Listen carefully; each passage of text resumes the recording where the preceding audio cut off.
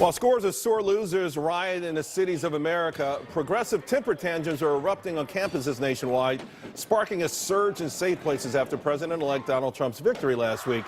The responses ranging from psychological counseling to, quote, group screams. And don't forget, of course, about the therapy dogs, courtesy of the University of Kansas. So, would a Clinton victory have prompted the same reaction? Well, here to help me break it down, the panel, Jillian Melcher, Ryan Girdusky, and Adriana Cohen. And I'll go to you first, Jillian, because this is what you focus on, campus temper tantrums and the social justice warriorship run amok. This is worse than anything you've seen, though, isn't it? No, this is a really dramatic reaction to this. And I think it trivializes some of the real concerns that people have with this election. I mean, nobody's going to take you seriously when you're having group screams, when you're melting down like this. This is just illustrative, I think, of the lack of ideological diversity on campus. But are you surprised, though? Because, again, I've read your articles for over a year on these type of things. Are you surprised it's gotten this out of hand? No, not at all, because we've had things like, you know, Donald Trump going out to speak at University of Northern Colorado, them sending out counseling for it. I think we've seen this pretty habitually. I think what's really unfortunate, though, is that they're creating a false double standard, equating things that are clearly not racist to some of the really racist things that are. Can we see your right pin? Now. Yeah, I have a safety pin on. That's a safety pin. Leave Jillian alone, no, okay? It's for a good reason, though, and I think our country's really divided right now. You know, we've got a president-elect that I think we have to hope the best for at this point. I do want to say with some of the things that are racist and that have gone on, particularly with the alt-right, this is my effort to reach out. If there is real racism going on, I hope that they'll consider me an ally. Okay. Ryan, we had you put away your chalk before you came out here. I mean, this is nuts, though, isn't it really? You follow this stuff, too. Are you somewhat surprised at the degree that it's gone on, the riots every day across the country? It's nuts.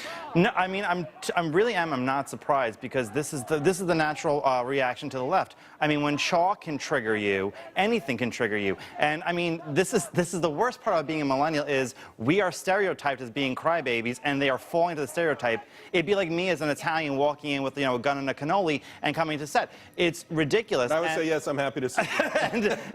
But the point is that the most important point is that Donald Trump won a large portion of millennials. In Florida, he won 25 to 29-year-olds. In Wisconsin, he won 18 to 24-year-olds. And he won a slew of 30 to 35-year-olds. So their vote should matter just as much as your vote against him. And it's very disrespectful, not just to Donald Trump, but to your fellow American, whose voice does matter. You know, Adriana, so no one is surprised so far, but how embarrassed should we be?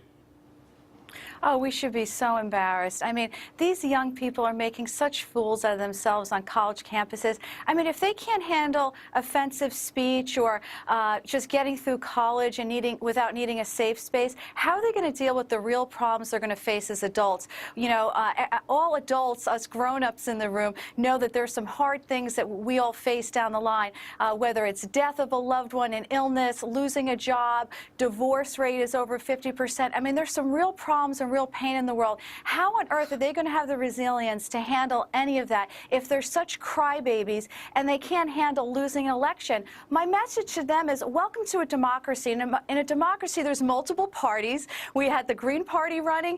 We had the Libertarian Party running. Republican, Democrat. It was a fair election. Donald Trump won.